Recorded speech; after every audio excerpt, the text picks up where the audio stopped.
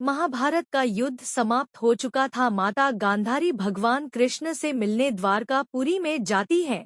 भगवान कृष्ण माता गांधारी को देखकर कहते हैं, प्रणाम माते की, आप यहाँ पधारे, मेरा मान बढ़ गया। आइए माते, कैसे कष्ट किया आपने। माता गांधारी बोली, मैं तुमसे कुछ पूछना चाहती हूँ वासुदेव, किंतु वचन दो कि तुम मुझे बताओगे। भगवान कृष्ण बोले, आप जो पूछने आई हैं, यदि उस विषय में मुझे कुछ भी ज्ञान हुआ तो मैं अवश्य बताऊंगा माते। माता गांधारी धीरे से बोली, तुम्हें किस बात का ज्ञान नहीं है मधुसूदन? यदि तुम अंतर्यामी ना होते तो मैं तुम्हारे पास आती ही क्यों? भगवान कृष्ण मुस्कुराकर बोले, तो पूछिए ना माते, प्रतीक्षा क्यों कर रहे हैं, क्या जानना चाहती हैं आप? माता गांधारी बोली, मैं कुंती के आंखों में मरते आंसुओं का भेद जानना चाहती हूँ वासुदेव, मैं उसके दुख का रहस्य जानना चाहती हूँ।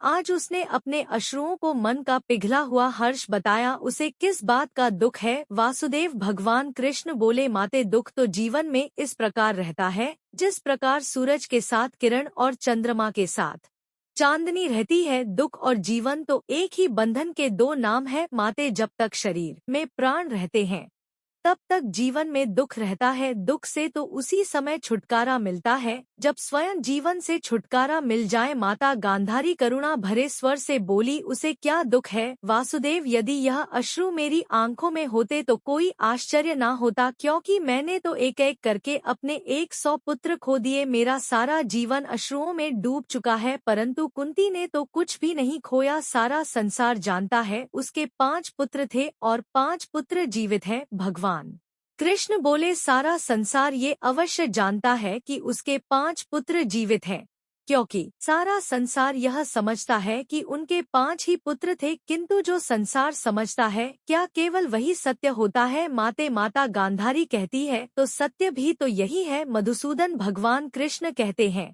नहीं माते, संसार उस सत्य को नहीं देख पाता जो समाज के खोखले आदर्श और परंपराओं के कारण स्वयं को छिपाने पर विवश हो जाता है। माता गांधारी कहती है, तुम क्या कह रहे हो वासुदेव? मैं कुछ समझ नहीं पा रही हूँ। यदि यह सत्य नहीं तो फिर सत्य क्या है? भगवान कृष्ण बोले, नहीं, यह कदापि नहीं हो सकता। भगवान कृष्ण बोले, यदि करना होता तो आपको उनके अश्रु में से अंगारों जैसी गर्मी का अनुभव भी नहीं होता। माता गांधारी डर सी गई और बोली, किंतु उसका छठा पुत्र कौन था? भगवान कृष्ण बोले, अंगराज कर्ण। माता गांधारी के पैरों तले जमीन खिसक गई। हाँ माते, अंगराज कर्ण पांडवों के ज्येष्ठ भ्राता। उनका जन्म कुंती के विवाह से पूर्व सूर्यदेव के वरदान से हुआ था, पर कुंवारी माता कहलाने के लांछन के भय से उन्हें इस बात को संसार से छिपाना पड़ा। माता गांधारी रोते हुए बोली, हमारा कर्ण कुंती पुत्र था तो कुंती ने बताया क्यों नहीं? यदि वह केवल मुझे ही बता देती तो ईश्वर की सौगंध यह युद्ध न होता, यह महाभारत न होता। भगवान कृष्ण थोड़ा गंभीर स्वर से बोले, लोग इस यदि शब्द का प्रयोग बड़ी आसानी से करते हैं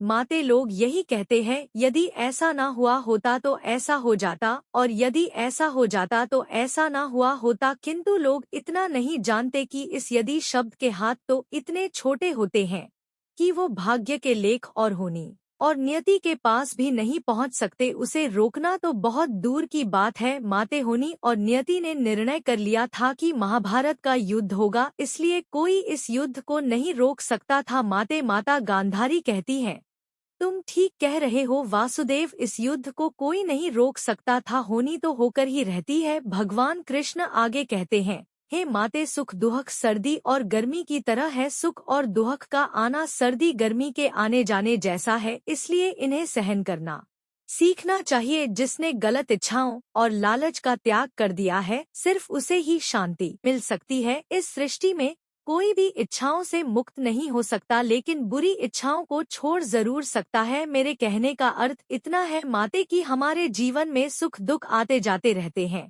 इनके विषय में परेशान नहीं होना चाहिए। अगर दुख है तो उसे सहन करना सीखना चाहिए, क्योंकि आज दुख है तो कल सुख भी आएगा। यह क्रम इसी प्रकार से चलता रहता है। आप केवल निस्वार्थ भाव से कर्म कीजिए, वही आपके हाथ में है। भगवान कृष्ण का उत्तर पाकर माता गांधारी पूरी तरह संतुष्ट हो गई थी। मित्रों, आशा करता हूँ इस वीडियो से आपको बहुत कुछ सीखने को मिला होगा। आप अपने जीवन में ऐसे ही आगे बढ़ते रहे और अपने माता पिता के सपनों को पूरा करें।